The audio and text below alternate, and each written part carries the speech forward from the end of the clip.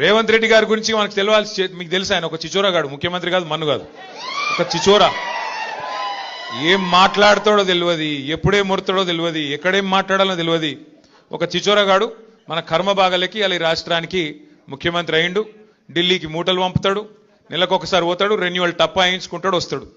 ఆయనకి ఇంకేం ఎరకలేదు కదా, ఒకటే ఎరక, పైసలు దోసుకోవాలి, ఇక్కడ తీసుకొని మూటలు కట్టాలి, మరి తీసుకుపోయి ఢిల్లీలో రాహుల్ గాంధీకి పెట్టాలి, దండం పెట్టాలి, టప్ప కొట్టించుకోవాలి, మళ్ళీ రావాలి. ఏం చేసిండు 2.5 ఏళ్లలో? ఒక 4 పనులు చెప్తాడా? చెప్పే ముఖం ఉందా? రెండే వచ్చి ఆయనకు తిట్లు ఒట్లు.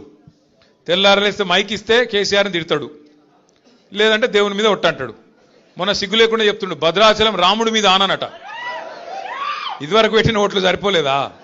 ఇదివరకు పెట్టిన ఓట్లు దేవుళ్ళ మీద పెట్టలే. అప్పుడు రుణమాఫీ చేస్తా, 2 లక్షల రుణం మాఫీ చేస్తా అని చెప్పి ఆడ దేవుడు ఏ ఊరికోతే ఆ ఊరి మీద దేవుని మీద ఒట్టు పెట్టిండు.